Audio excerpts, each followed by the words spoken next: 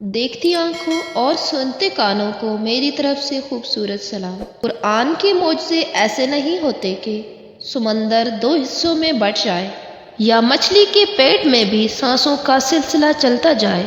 قرآن کے معجزے آہستہ آہستہ ہماری زندگی میں نظر آنا شروع ہوتے ہیں۔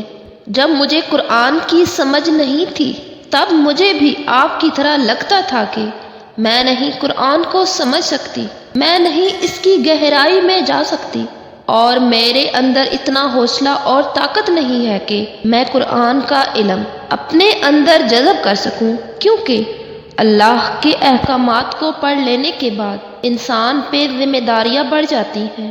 پھر ان احکامات کو صرف پڑھ کر چھوڑ دینا نہیں ہوتا، بلکہ پھر ان احکامات کو اپنی زندگیوں میں لاگو کرنا ہوتا ہے، نہیں تو گلٹ جینے نہیں دیتی۔ اس بات کی گلٹ کہ میں سب کچھ جاننے کے بعد بھی اپنا غلط راستہ نہیں بدل پا رہی ہوں، اور دوسرا لوگ بھی ہمیں ڈرا دیتے ہیں۔ لوگوں نے ہمارے ذہنوں میں بس یہ ڈال رکھا ہے کہ قرآن بس جہنم کی بات ہے، قرآن بس عذاب کی بات ہے۔ لوگ ہمیں سوچنے کا موقع ہی نہیں دیتے، لوگ ہمیں بدلنے کی مہلت ہی نہیں دیتے، جبکہ قرآن تو ایسا نہیں ہے۔ قرآن ہمارے گناہوں سے آگاہ بھی کرتا ہے اور ہمیں ان گناہوں سے بچنے کے طور طریقے بھی سکھاتا ہے۔ قرآن ہمیں فوراً سے یہ نہیں کہہ دیتا کہ جاؤ تم ہو ہی جہنمی۔ قرآن ہمیں الرٹ کرتا ہے کہ رک جاؤ، آگے جہنم ہے، اور اس جہنم سے بچنے کا راستہ توبہ ہے، اور توبہ کے لیے یہ یقین ضروری ہے کہ اللہ معاف کرنے والا رحمان اور رحیم ہے۔ سو توبہ کر لو، خود کو بدل لو۔ قرآن تو ہر انسان سمجھ سکتا ہے، قرآن ہر انسان پڑھ سکتا ہے۔ قرآن کے معجزے ایسے ہوتے ہیں جو آپ کو روزمرہ زندگی میں آنے والی مشکلات سے لڑنے کی قوت دیتے ہیں۔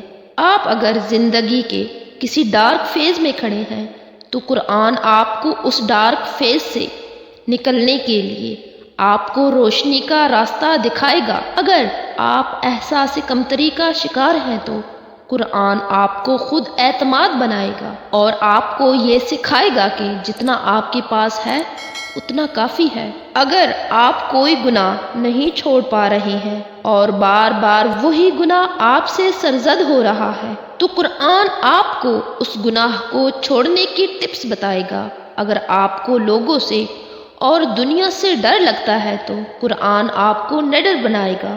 اگر آپ کو وسوسے ستاتے ہیں تو قرآن آپ کو توکل رکھنا سکھائے گا۔ اگر آپ کو ماضی کی الجھنیں اور مستقبل کی فکر خوف زدہ کرتی ہے تو قرآن آپ کو ان دونوں کی الجھنوں اور خوف سے رہا کروائے گا۔ اللہ کو ہم سے بہت محبت ہے، اس لیے اللہ نے اپنی کتاب میں ہماری ہر پریشانی کا جواب چھپا دیا ہے۔ آپ کا نماز میں دل نہیں لگتا یا ذکر و اذکار مشکل لگتے ہیں، اس سب کا حل بھی قرآن میں موجود ہے، تو پھر دیر کس بات کی ہے؟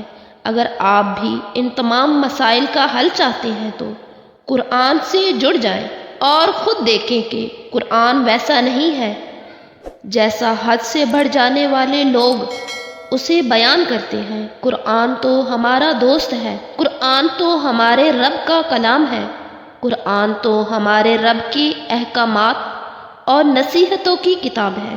کبھی قرآن یہ سوچ کر پڑھا کہ اللہ نے اس میں کیا فرمایا ہے؟